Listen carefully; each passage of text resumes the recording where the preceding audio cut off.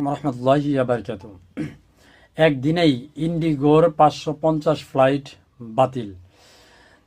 বিপাকে পড়েছে ভারতীয় বিমান সংস্থা ইন্ডিগো। একদিনেই সংস্থাটির ৫৫০টিরও বেশি ফ্লাইট বাতিল হয়েছে।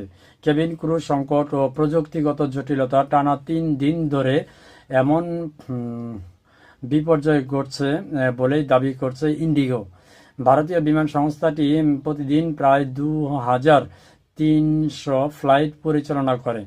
বুধবার তাদের নির্ধারিত সময় উড্ডয়ন ও অবতরণের হার ছিল ১৯.৭%। আগের দিনও এটা ছিল ৩৫%। বৃহস্পতিবার মুম্বাই বিমানবন্দরে ইন্ডিগো অন্তত ১১৮টি ফ্লাইট বাতিল হয়েছে। বেঙ্গালোরে ১০০টি, হায়দ্রাবাদে ৭৫, কলকাতায় ৩৫, চেন্নাইতে ২৬ ও গোয়াতে ১১টি ফ্লাইট। অন্যান্য বিমানবন্দরেও ফ্লাইট বাতিলের খবর পাওয়া গেছে।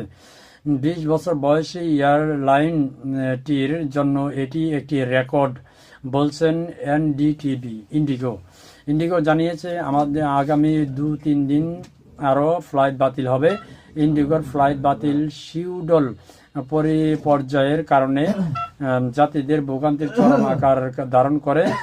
কোনো যাত্রীদের লাগেজ পেতে ১২ ঘন্টার বেশি সময় লেগেছে। কোথাও ঘন্টার পর ঘন্টা অপেক্ষারত যাত্রীদের কোনো খবর বা পানি না দেওয়ার অভিযোগ পাওয়া গেছে। ফ্লাইট কতক্ষণ দেরি হবে, কখন ছাড়বে তা নিয়ে বৃহস্পতিবার বেশিরভাগ বিমানবন্দরেই ইন্ডিগোর কর্মীরা কোনো সুদূর দিতে পারেনি। কোনো ক্ষেত্রে যাত্রীদের কাছে থেকে রবিবার বারবার সময় নিয়েও ফ্লাইট ছাড়তে পারেনি তারা। তো এয়ার ইন্ডিগোতে এই সমস্যা হচ্ছে না, শুধু অনেক দেশে এরকম সমস্যা হচ্ছে শিডিউল পরিবর্তনের কারণে।